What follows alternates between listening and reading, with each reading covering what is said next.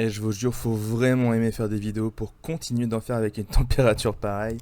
Petite blague à part, deux informations importantes. Avant première chose, ça sera la dernière vidéo avant l'arrivée de Bologne. Donc je reviendrai vers vous après le tournoi de Bologne, avec sûrement pas de Mickey, mais sûrement plein d'anecdotes à vous raconter et une histoire à raconter. Donc je ferai sûrement un live semaine pro pour faire un peu un débrief de Bologne. Comme ça on parlera aussi un peu des stats et tout, de tout ce qu'on aura pu récupérer entre temps. Et deuxième information, ce soir à 19 h sur la chaîne Ketal TV, je le rappelle, on fait le best-of du set Championship de Trollune avec les meilleurs matchs sélectionnés. Il y a du lourd, il y a des trucs très intéressants, il y a des decks un peu what the fuck. On va avoir un peu de tout, ça va être très sympa. N'hésitez pas à passer faire un tour, ça va être bien sympatoche. Et bonjour à toutes et à tous, ici c'est Ketal et bienvenue sur une nouvelle vidéo sur Lorcana. Aujourd'hui on finit les révélations de cartes du chapitre 5. On aura donc pour une fois analysé l'intégralité des cartes d'un set, ce qui est plutôt cool parce que d'habitude il y avait un bon gros reveal de 50 cartes sur la fin et je me sentais pas de le faire parce que j'étais un peu en burn-out. Ce coup-ci j'ai réussi à aménager mon temps, il fait très très chaud donc il y a un ventilateur qui tourne à côté donc je m'excuse d'avance si vous l'entendez bourdonnant en fond. J'ai mis un petit fond musical et tout, normalement ça devrait à peu près aller. Mais voilà, on va pouvoir commenter l'intégralité des cartes de l'Orcana et ça c'est plutôt cool. On a une ou deux cartes que je trouve vraiment très intéressantes, pas mal de cartes un peu communes, vanilla, tout ça, pas si folle que ça, mais en tous les cas, on va essayer de faire ça vite parce qu'il faut encore que je la monte et que je la fasse pour cet après-midi parce que sinon ça marcherait pas avec l'annonce d'intro que je vous ai faite pour le stream de ce soir parce que du coup elle sortirait pas à la bonne journée, bref vous avez l'idée. On va donc commencer avec la première carte qui est Daisy. Pour 2-2-2 insaisissable, bah mine de rien, c'est pas déconnant. On avait vu la 3-1 insaisissable avec notre ami Pégase. Ici 2-2, alors par rapport à Pégase, ça change pas grand chose en termes de vie parce que, à part Clochette, c'est assez rare de prendre un seul dégât sur un personnage. Donc en soi, ça change pas grand chose. Si jamais il y a des alters Daisy, ça pourrait être intéressant. Un personnage qui sera facile à alter derrière parce qu'il coûte que 2. Insaisissable lui permet d'avoir plus de chances de rester en vie de manière générale. Et donc il y aura sûrement des trucs à faire avec, sinon tel quel, là comme ça, je pense pas qu'elle sera jouée. Même dans les decks full insaisissables, il y a ce problème qu'il faut avoir des personnages avec plus de lore que l'adversaire, sinon il va plus vite que nous. Mais là quand même, on commence petit à petit à aller dans une direction où les personnages insaisissables pas chers, bah, ils commencent à avoir un paquet, et donc ça pourrait être très embêtant à aller gérer. On continue avec Donuld pour 3, 2, 4, 1 de l'or. Quand ce personnage challenge, donc défie un autre personnage, chaque adversaire perd 1 de l'or. Alors, en vrai, il est pas tant Donuld que ça, parce qu'il est quand même 2-4 le bougre, 2-4 avec une capacité. Donc, bon, ça va à peu près. Mais après, il coûte 3, hein, faut quand même relativiser. Mais on peut comparer avec Aladdin, qui a cet effet-là en entrée de jeu, mais Aladdin, il est que 2-2 en comparaison. Donc Donald, qui peut faire sa capacité plusieurs fois, mais pas instantanément. Donc en soi, les deux sont à peu près sur le même niveau. La différence va être clairement les alters qui ont derrière. L'alter d'Aladin est assez fou. L'alter qu'on a vu légendaire de Donald n'est pas si fou lui pour l'instant. Donc je ne pense pas trop que ce Donald sera joué malheureusement. The Knock, esprit mystique pour 6, 5, 5, 1 de l'or. Quand vous jouez ce personnage, vous pouvez déplacer 2 dégâts d'un personnage à un personnage adverse. Je le trouve littéralement moins bien que Belle qui est pour 5, parce que Belle pour 5, non seulement c'est une alter, donc ça peut se jouer plus rapidement ou faciliter des choses avec la fée bleue, ça a 4-4 2 de l'or, et je trouve ces stats plus intéressantes que 5-5 2 de l'or, 5-5 1 de l'or, pardon, et en plus de ça, elle peut déplacer jusqu'à 3 dégâts, là où The Knock en déplace seulement 2, après The Knock est une commune, la Belle en question, de mémoire, est une super rare, donc un peu dommage, bah voilà. Malheureusement, il y a mieux. Ça se résume à ça. C'est une commune pas inintéressante, mais malheureusement, il y a mieux, donc je ne pense pas qu'elle sera jouée. Le géant de terre pour 4, une 4-5 de l'or, des grosses stats, mais quand vous jouez ce personnage, chaque adversaire peut piocher une carte. Alors, 4-5 de l'or pour 4, c'est pas des stats inintéressantes. Le problème, c'est que ça se joue juste avant Maui et qu'il va s'en massacrer par Maui, ça c'est un peu dommage. Faire piocher l'adversaire, ça peut être moins grave si jamais vous comptez jouer ce fameux rêve bleu le tour d'après. Ça du coup bah, c'est compliqué parce qu'on parle d'un personnage à 4 et pas à 5. Donc si jamais lui-même pouvait chanter Rêve Bleu, je dis pas, mais là tel quel, non, ça me vend pas trop du rêve. Je dois l'avouer. Autant jaune-vert faire piocher l'adversaire parce qu'il y a des cartes qui derrière... Alors, en fait en vert, il y a la carte qui dit vous repiochez jusqu'à avoir autant de cartes en main que l'adversaire. Je dis pas. Autant faire ça en violet c'est moins intéressant parce que d'une vous avez beaucoup de pioches, donc vous avez d'autres outils de pioche bien plus efficaces. Et de deux, bah si vous jouez pas avec vert, vous avez pas trop d'intérêt de faire piocher l'adversaire. Gale, l'esprit du vent pour 3, 1, 2. 2 de l'or, quand ce personnage est banni dans un défi, retournez cette carte de votre main. J'adore cette carte. J'adore cette carte parce que c'est ultra compliqué à gérer si jamais vous n'avez pas un moyen de la gérer directement avec des dégâts directs ou une bagarre ou des choses comme ça. Parce que mine de rien, à chaque tour vous allez pouvoir reposer Gale pour 3 et faire 2 de l'or le tour d'après, donc je trouve ça assez intéressant en vrai. Le fait d'avoir un personnage à 2 de l'or qui remonte en main, je trouve ça assez cool. Après certes il est très facile à gérer, l'adversaire va se faire un board etc. Mais dans les decks rush qui jouent du violet, ça peut être un personnage intéressant parce que vous allez le poser et si jamais il vous manque peu de points de l'or, vous allez essayer de grappiller comme ça les points de l'or manquants. Pas si mauvais. Olaf, pour 9 non ancrable, 6-6, 3 de l'or. Pour chaque personnage incliné que l'adversaire a en jeu, il coûte 1 de moins. D'ailleurs, il est insaisissable 3 de l'or, donc 6-6, insaisissable 3 de l'or, c'est ultra compliqué à gérer. Maintenant, le problème que avec ce personnage, c'est que voilà, même si jamais, imaginons l'adversaire a 3 personnages sur le terrain qui sont inclinés. Ça peut arriver, en général c'est que vous êtes dans la mouise, mais ça peut arriver. Il coûterait quand même 6. Et du coup, pour 6, 6-6, 3 de l'or, insaisissable, c'est pas mauvais non plus, mais c'est quand même pas assez game breaker pour pouvoir être joué assez facilement. Si jamais son coût était réduit de 2 per personnage en jeu, là j'aurais dit ah oui, non mais là oui, là c'est très très fort. Parce qu'avec 2 personnages en jeu pour 5 Torut à 6-6, 3 de l'or insaisissable, là ça commence à être pas déconnant. Mais là ça demande un peu trop de complications pour pouvoir le jouer efficacement. Là tel quel j'ai pas confiance, peut-être j'aurai tort et des gens le joueront quand même. Mais je pense que c'est un peu trop cher, surtout si jamais il n'y a pas de personnage incliné en face. Le roi de cœur pour 4, 1, 4, 2 de l'or, le monarque de Wonderland du pays imaginaire, oui c'est ça, non.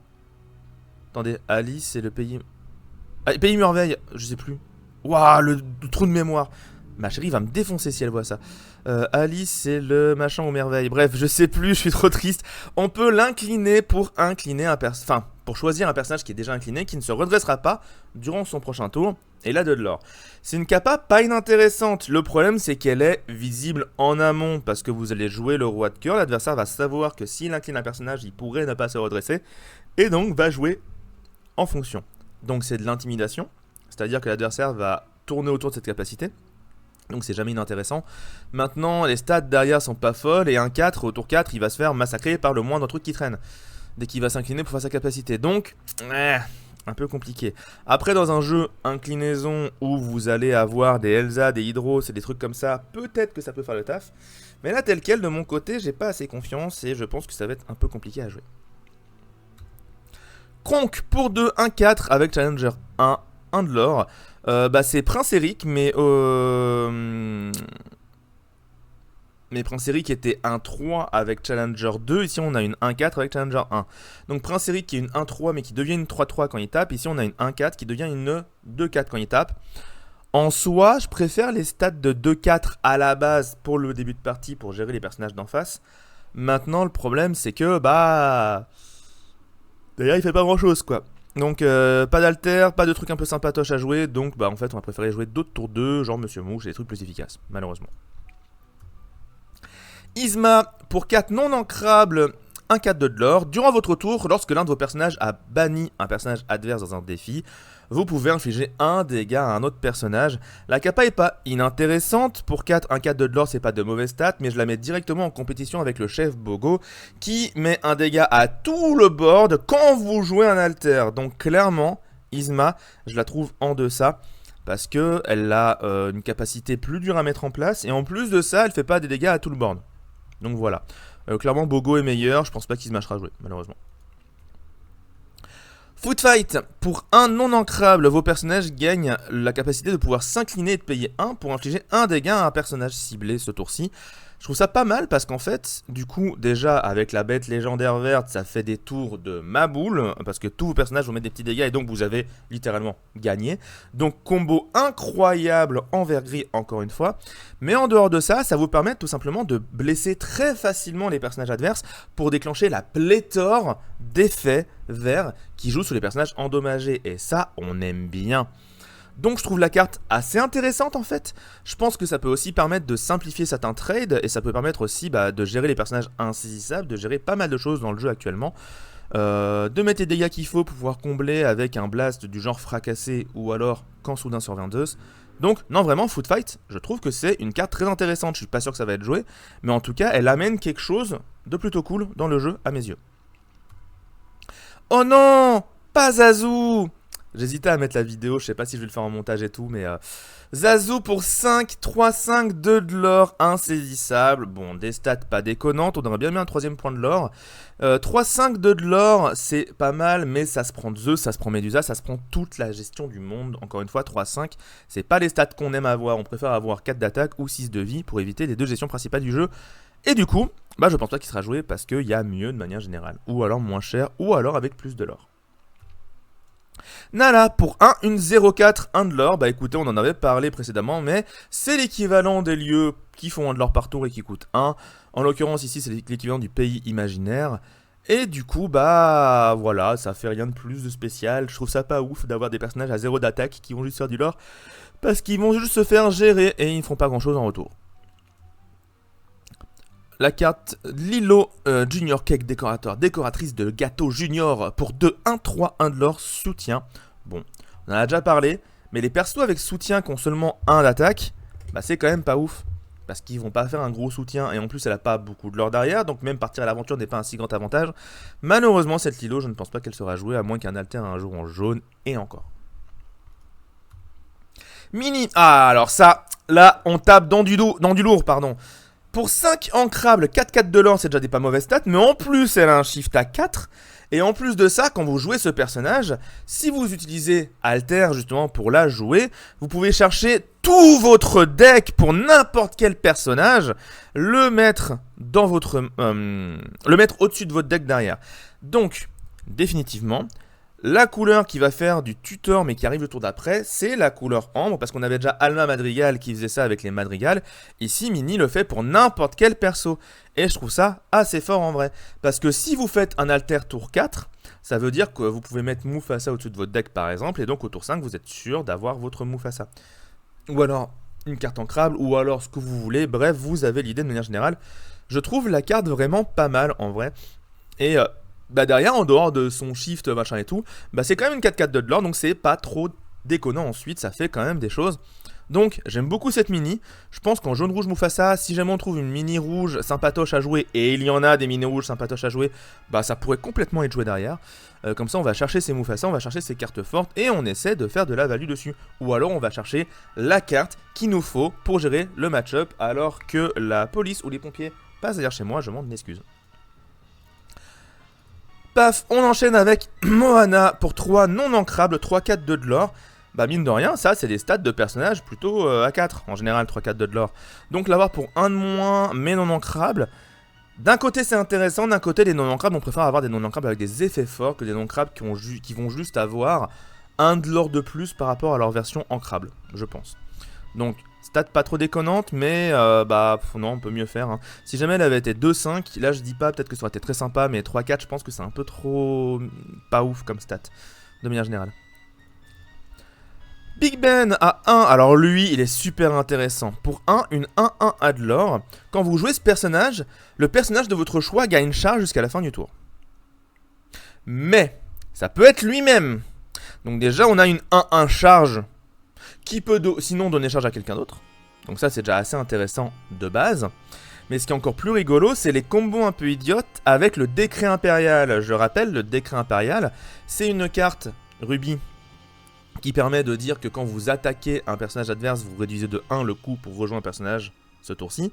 Et si vous trouvez un moyen de remonter Big Ben en main, typiquement si vous avez le Facilia 7 sur le terrain, eh bien Big Ben va pouvoir attaquer à l'infini, parce qu'il va attaquer, se bannir, donc remonter en main grâce à Facilier, coûter 1 de moins grâce au décret impérial, vous le rejouez pour 0, vous lui donnez charge, vous rattaquez, et ainsi de suite.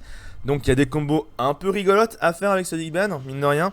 Alors que, et en plus, il ne demande pas un si gros investissement. Donc si derrière vous avez un Sharkan, bah, vous faites énormément de l'or s'il y a des personnages inclinés au mauvais moment en face. Je trouve la combo assez rigolote, je pense pas que ça va être joué compétitivement, mais c'est assez sympa quand même de voir ça. Sinon, en dehors de cette combo là, payer 1 pour donner charge avec un personnage, c'est pas si déconnant, vu qu'on paye aussi pour donner charge avec des objets, du genre la montre de poche du lapin blanc. Mais du coup, bah, je préfère quand même la montre des poches parce que Là on a une 1-1 mais qui va faire l'effet une seule fois, alors que la montre de poche peut le faire plusieurs fois tant qu'elle n'est pas gérée. Voilà. Maléfique. Pour 3, une 0-4 de l'or. Quand ce personnage part à l'aventure, vous pouvez choisir et défausser une carte pour remonter un personnage, un objet ou un lieu qui coûte trop ou moins dans la main de ce joueur. Donc, c'est une 0-4. Ça se résume à ça, hein, c'est... En fait, vous la posez pour 3, certes, tour 4, elle va partir à l'aventure tout en enlevant une potentielle menace du board adverse, mais ça reste une 0-4. Du coup, je sais pas à quel point c'est vraiment jouable. Ça dépend vraiment du board adverse. Si le board adverse, il n'y a pas grand chose dessus, vous allez pouvoir la jouer et essayer de gagner un peu de tempo et de faire plusieurs fois du lore avec. Si jamais il y avait 2 menaces en face, bah elle va se faire gérer. Après 4 de vie au tour 3, c'est pas si simple que ça à gérer, mais ça dépend vraiment des alters et des trucs en face qu'il y a eu, donc assez compliqué quand même. Par contre, très bonne maléfique pour être alter potentiellement en prévision de la grosse maléfique qui remonte aussi plein de choses en main selon le nombre de maléfiques qu'on a en jeu. Gathering Knowledge and Wisdom, comment dire, rassembler du savoir et de la sagesse. Pour 2 non ancrables, on gagne de l'or.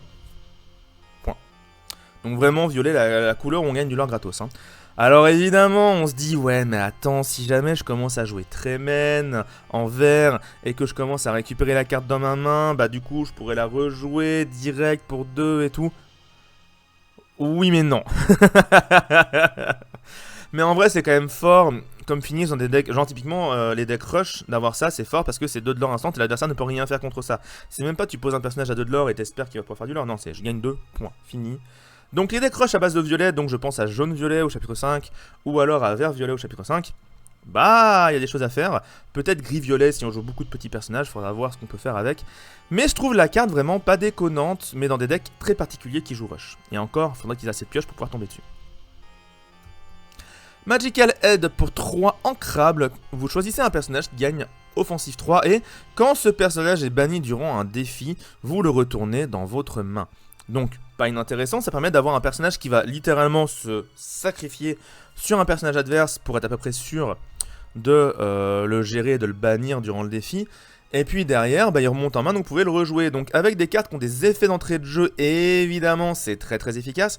Mais même en dehors de ça, avec des personnages qui vont faire leur effet, comment dire, quand ils font des défis et qu'ils bannissent des gens, ça peut permettre de les simplifier. Donc il y a des choses à faire. En violer quelque chose avec des personnages qui ont beaucoup d'effets d'entrée de jeu, dans un deck mime, rien, tout ça, ça peut être bien sympa. Et pareil, pour remonter des mimes en main, pour ensuite remonter d'autres personnages, ça peut être assez cool aussi.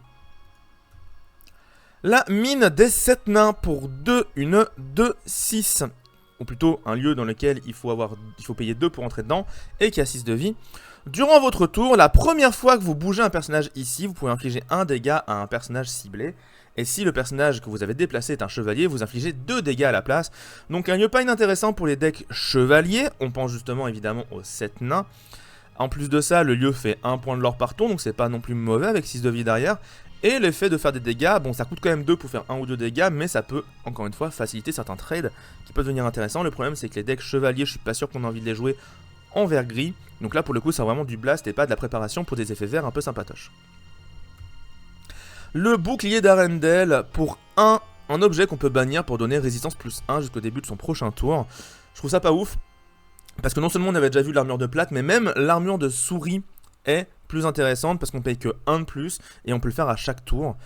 Donc le bouclier d'Arendelle me vend pas du rêve. Après oui on peut le récupérer de la défausse et refaire des effets et tout, mais bon même comme ça franchement j'y crois pas des masses pour être honnête. Vision du futur pour 2 ancrables, on regarde les 5 cartes du dessus du deck, on en met une dans notre main et le reste en dessous du deck dans l'ordre qu'on le souhaite, dans notre choix. C'est un développe ton cerveau en plus gros parce qu'au lieu de regarder sur 2 cartes, on regarde sur 5 cartes, donc c'est pas trop mauvais en soi, parce que ça permet vraiment de choisir la carte qu'on veut. Sur les 5 prochaines, on a un peu de choix quand même. Maintenant ça coûte 2, ça coûte à peine plus cher que développe ton cerveau, je sais pas si jamais ça serait joué, parce que développe ton cerveau, l'avantage c'est que ça peut être un tour 1 un peu efficace pour un peu te faire une meilleure main pour la suite de la partie. En bleu-rouge justement c'est assez joué, même en bleu-gris d'ailleurs. Alors, une version à 2 qui te prend ton tour 2 du coup, plutôt qu'un jeu vol ou un truc comme ça, ouais. J'ai un peu plus de mal. La carte est meilleure en endgame et encore, parce que même développe ton cerveau en fin de partie, ça te permet quand même de remplacer ta carte par une parmi 2. À voir. L'effet est bon, le coût est bon, mais ça coûte pas 1, donc ça coûte un peu plus cher, donc t'as peut-être pas forcément le loisir de pouvoir la jouer si efficacement que ça. Je suis pas sûr qu'on la jouera. Belle qui s'en va du bal. Pour 4 non ancrables, une 2-3, 2 de l'or avec hors d'atteinte. Alors que ma chaise a un problème, je vais juste faire un truc rapidement, c'est hop. Voilà, on est mieux non? En fait depuis tout à l'heure je vois ma tête qui descend sur la vidéo, c'est assez désagréable mais ma chaise commence à déconner, il va falloir que je la change parce que je descends au fur et à mesure que je m'assois dessus. Bref, nous étions sur Belle au bal pour 4 non ancrables, une 2-3, 2 de l'or qui a hors d'atteinte. Mais en plus quand vous jouez ce personnage, tous vos autres personnages gagnent hors d'atteinte jusqu'au début de votre prochain tour. Une très bonne carte pour un deck violet-bleu. Parce qu'avec les mimes, vous allez pouvoir remonter Belle et la reposer et continuer de donner hors d'atteinte à vos personnages, tout en ayant profité de ces 2 de l'or juste avant de la remonter en main. Donc, clairement, la carte est pas mal. Alors certes, ça prend toujours... Enfin, ça fait des boards qui vont toujours prendre des trucs du genre... soyez prêts, etc. Mais je trouve vraiment la carte pas mauvaise, c'est non ancrable, c'est un peu le défaut quand même, faut pas exagérer, mais de pouvoir la remonter à chaque... Enfin, la remonter en main grâce au mime et la rejouer pour redonner hors d'atteinte à tous vos personnages, je pense que ça a quand même un effet assez bon. Duck for Cover. On avait imaginé avec la métaillonnaise pas mal de petites traductions pour cette carte. Là malheureusement je les ai plus en tête, sinon je les aurais balancé, mais il y en avait quelques-unes qui étaient un peu rigolotes quand même. Pour genre tous à coin vert, des trucs comme ça, bref. Pour 2 ancrables, une action qui va donner à vos personnages résistance 1 et insaisissable ce tour-ci. Donc vous avez plus de résistance pour taper les personnages adverses et vous pouvez taper les personnages insaisissables. Mais vu que ça donne pas jusqu'au début du prochain tour, vous ne serez pas protégé derrière. Et du coup je trouve l'action pas si folle. Parce que le résistance plus 1 et insaisissable c'est clairement des capacités qu'on veut donner jusqu'au début de son prochain tour. Comme ça pendant le tour adverse c'est encore présent et c'est super efficace. Là tel quel je ne pense pas que ça sera joué. Quand même un gros point positif sur cette carte c'est qu'elle a les petits canetons Riri, Fifi et Loulou avec leur look d'origine, avec leur petite casquette et leur petit polo. Et ça, j'avoue, j'aime bien. Parce que j'ai pas encore regardé la nouvelle série DuckTales, mais j'avoue que les anciens designs, ils me plaisaient pas mal. Mergotel, incroyable, une Mergotel pour 2 ancrables, 1-3. Quand vous jouez ce personnage, vous pouvez payer 3 de plus pour retourner le personnage sélectionné dans la main de son joueur. Ça peut être un adversaire ou un des vôtres, donc c'est quand même pas mauvais. Le problème, c'est que 5... pour remonter un personnage en main, même si ça permet de poser une 1-3, 1 de l'or, là je trouve ça quand même un peu cher. Alors c'est littéralement l'effet n'écoute que moi, hein, et c'est pour le même coup. Donc d'un côté on peut se dire, ouais mais c'est comme si tu posais un personnage en plus que n'écoute que moi, oui mais ça coûte quand même 5 et des fois, bah t'as besoin de faire d'autres choses dans ton tour et en plus n'écoute que moi c'est une chanson, ça se chante. Donc non, malheureusement cette Mergotel, je ne l'imagine pas trop être jouée malgré le fait que ce soit une bonne base pour alter cette Mergotel incroyable. Pour 6 ancrables, non c'est pas incroyable en vrai, pour 6 ancrables, 4-6 de l'or, alter 4. J'aime bien, c'est que genre vraiment le dessin en vrai il est trop stylé, sa robe est trop stylée mais en même temps tu sais que c'est une méchante donc tu peux pas la trouver trop stylée. Quand tu joues ce personnage, tous les adversaires doivent choisir un de leurs personnages et le remonter en main. C'est pour ça que c'est pas une si bonne carte, c'est que malheureusement, bien que la remontée en main puisse être une mécanique qui des fois est intéressante, on est quand même dans des méta, il y a beaucoup de decks qui profitent d'effets d'entrée de jeu, donc déjà de base, remonter en main c'est pas si fort, mais si en plus l'adversaire choisit, bah il va clairement prendre la carte qui l'arrange, donc soit une petite carte nulle, soit une carte qui a un effet d'entrée de jeu, bref, un truc qui l'arrange. Du coup pourquoi tu ferais ça pour l'arranger ? Donc 4-6 de l'or derrière, donc même pas 6-6 de l'or, même pas des stats égales à son truc. Donc malheureusement, je ne pense que ça ne sera pas joué, même en multijoueur, je suis pas sûr que tu as envie de jouer ça, donc compliqué. Malheureusement, les Mergotel à 6, hein, décidément, une malédiction ça va sur elle à chaque fois, elle pourrait être bien, mais en fait, c'est à ça qu'elle soit bien. Ratigan, alors lui il a vraiment une sale tronche des os, mais vraiment le truc un peu aristocrate anglais, voilà c'est terrible. Pour 3 ancrables, une 1-5-1 de l'or, et quand ce personnage est endommagé, il gagne plus de l'attaque, c'est assez cool parce que comme dans le film, quand il commence à partir en live, bah voilà, il devient enragé et tout, qui gagne de l'attaque, ça me choque pas, je trouve même que c'est plutôt une bonne capacité pour lui. Maintenant, bah, pour 3, 1-5, ok, si jamais tu lui mets un dégât, ça devient une 3-4, je veux dire, faut lui mettre un dégât pour que ça devienne une 3-4 avec donc des stats à un minimum intéressantes. C'est quand même pas ouf. Parce que pour 3, 3-4, 1 de l'or, il y en a, hein. Il y en a dans quasiment toutes les couleurs. Hein. Donc, non, Ratigan, malheureusement, je ne lui fais pas confiance, je trouve pas si ouf que ça. Pat. Alors, Pat, bah, on en parlait, pour 3 ancrales, 4-3, 1 de l'or, bah, ça sera pas à jouer parce qu'il n'y a pas de texte et que les vanillas, on a du mal à les rentrer dans les decks quand même. Mais bah, c'est déjà mieux que Ratigan parce qu'il tape plus fort, parce que 3 de vie, c'est.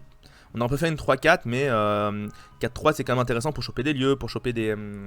voilà, taper un peu fort, des... comment ça s'appelle, des châteaux de la reine, des trucs comme ça, donc bon. Ça reste pas jouable, hein. On va pas se mentir, on va pas trop épiloguer dessus non plus. La reine, pour 2 ancrables, une 0-4, avec hors d'atteinte, 1 de l'or.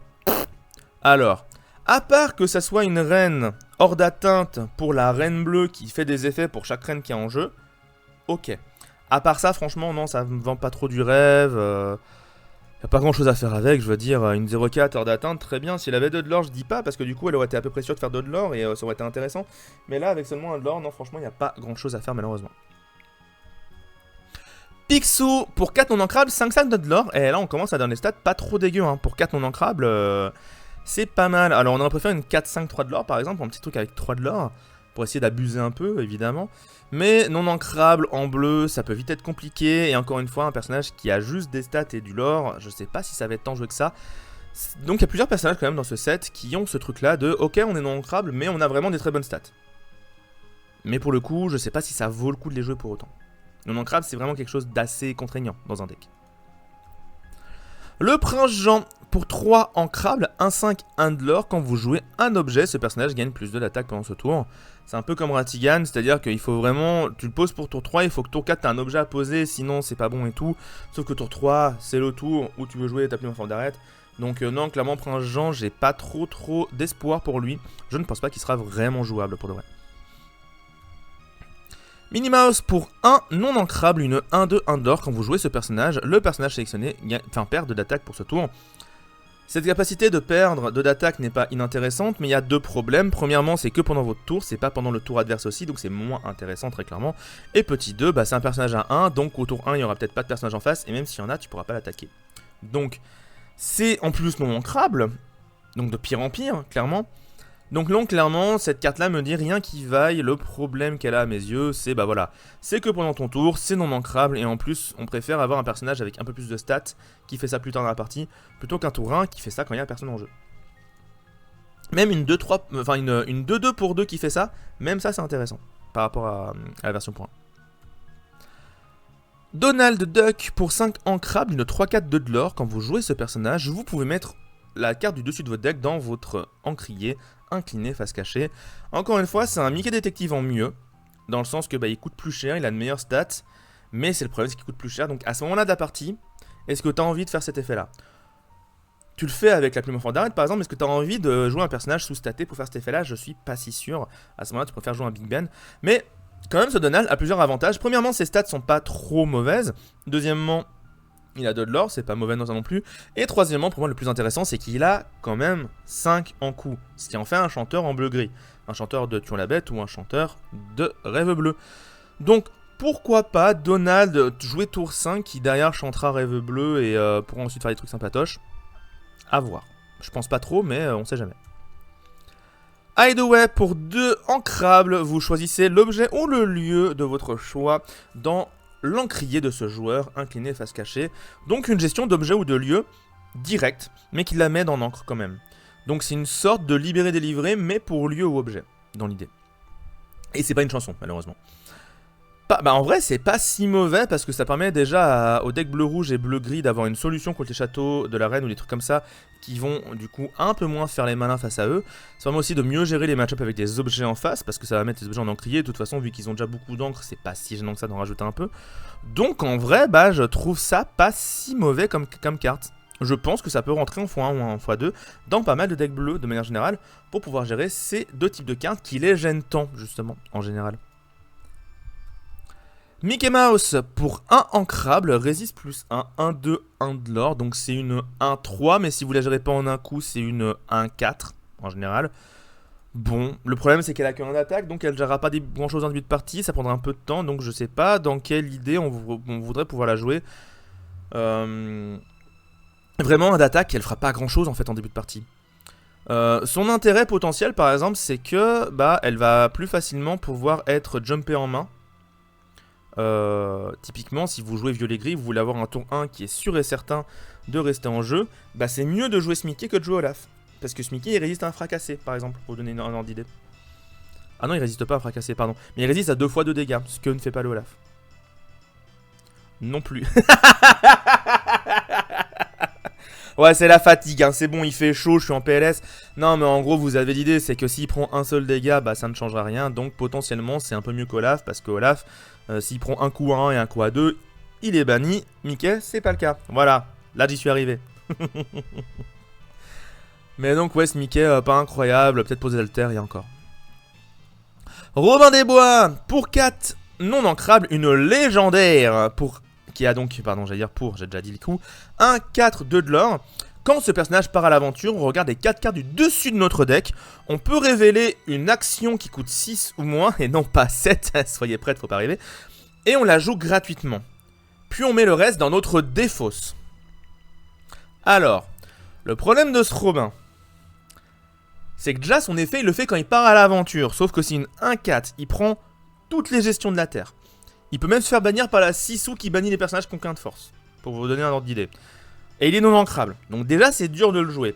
Derrière il part à l'aventure, ok, de l'an très bien. Tu regardes les 4 premières cartes de ton deck, faut qu'il y ait une action. S'il n'y a pas d'action, ça a servi à Cud.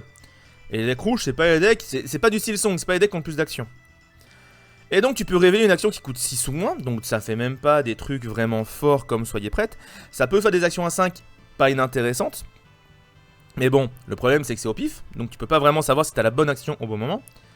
Et le reste va t'en défausse, donc si jamais tu révèles aucune action, tu as meulé 4 cartes de ton deck. Ça commence à faire beaucoup de points négatifs quand même pour un effet un peu random, je trouve. Donc non, Robin des Bois, je n'ai pas du tout confiance en sa capacité ni en cette carte. Je trouve que c'est trop compliqué à rentabiliser. Je pense que les decks rouges avec 20 actions pour essayer que ça marche un peu... Ouais, c'est chaud quoi. Je vous rappelle que Ariel, ça joue 20 chansons en Silsong et ça arrive des fois que ça marche pas. Hein. Et encore une fois, là, des actions à 6, il n'y en a pas des masses des si bonnes que ça. C'est ça aussi un peu le problème. Donc c'est juste avoir de la tempo sur le moment, mais en jouant un personnage sous-staté qui est en plus non ancrable. C'est ça qui me pose problème. Donc... non, malheureusement, je ne pense pas que ce Robin des Bois sera joué, même si j'adore le personnage et j'adore l'illustration. Et bah voilà, c'était la 36e carte et la dernière carte. Ça y est, on a fait toutes les cartes du chapitre 5. J'espère que cette série de vidéos vous a plu. Pour le chapitre 6, on se voit dans 2 mois à peu près, ça me laissera un peu le temps de me reposer. Et bien évidemment, on refera la même pour les prochains sets avec grand plaisir. J'espère que le prochain set, on aura peut-être des cartes à dévoiler parce que j'en ai pas demandé à ce set là. Mais donc prochain set, on essaiera peut-être d'en avoir une ou deux, ça pourrait être un peu sympa. Et puis, bah sur ce, moi je m'en vais me préparer pour Bologne. Mon deck est fin prêt, même si j'ai encore 2-3 petits tweaks à faire dedans à l'intérieur, faut que je voie des choses. Moi, je vous fais des gros bisous. J'espère que vous allez passer un bon week-end à soit jouer à Bologne, soit suivre à Bologne, soit faire je sais pas quoi d'autre. Et que la chaleur ne vous embêtera pas trop. Ciao tout le monde. On est à seulement 2 jours de la sortie officielle du 7RT à 10 jours du Lordscana Challenge. Ali la taille perd son paroxysme, j'espère que vous êtes